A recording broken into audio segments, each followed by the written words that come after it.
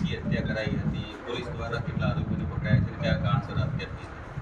2 દિવસ પૂર્વે લાખણી તાલુકા કે જે અમારું આગથળા પોલીસ સ્ટેશન ખાતે લાગે છે ત્યાં સવારના સમયે અમને જાણ થાય છે કે એક વૃદ્ધ દંપતીની હત્યા જે છે એ અજાણ્યા માણસોએ કરી છે અને ખાસ કરીને જ્યારે અમને લોકોને ખ્યાલ પડે છે કે આ હત્યામાં જે વૃદ્ધ દંપતીની હત્યા થઈ છે તે અમારા એસએમસીના પીઆઈના જ મધર ફાધર હતા.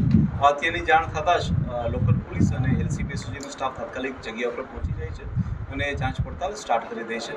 આ સિવાય આ ઘટનાની જાણ થતાં જ આઈજીપી સાહેબ તરફથી ડીજીપી સાહેબ તરફથી બી અલગ અલગ સૂચનાઓ અને કન્ટિન્યુઅસ માર્ગદર્શન આપવામાં આવે છે. હું આપ લોકોને જણાવવા માંગીશ કે પોલીસે માત્ર 36 કલાકની અંદર જ આ જે હત્યાનો ભેદ હતો એને પોલીસે ઉકેલી નાખ્યો છે. આ હત્યાની જ્યારે પોલીસને જાણ થાય છે એ વખતે જ અમે લોકો આની ગંભીરતાને લઈ અને અલગ અલગ 112 પોલીસની કુલ 8 જેટલી ટીમો બનાવવામાં આવેલી હતી.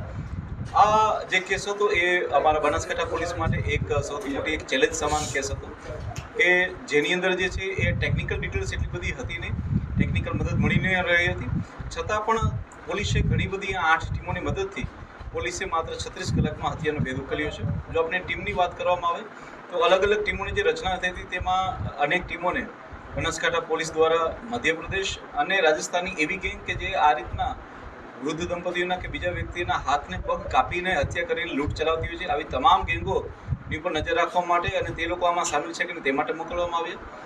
કેટલીક જે પોલીસની જે ટીમ હતી તે લોકોને દાહોદ અને ગોધરા સાઈડ પણ મોકલવામાં આવે જેથી કરીને ત્યાંની પણ એમઓસ ભેગી આવે. આ સિવાય એ જે ગામ છે તેની આસપાસમાં 7 જેટલી ટીમો જે છે એ એવી રીતના વર્ક કરી રહી હતી કે જે લોકો ફોટોવોલ્ટિક સેલના સોલાર સેલ છે તેના માટેના 187 મજૂરો આવેલા હતા. આવા 187 મજૂરોનું ઇન્ટ્રોગેશન કરવામાં આવ્યું.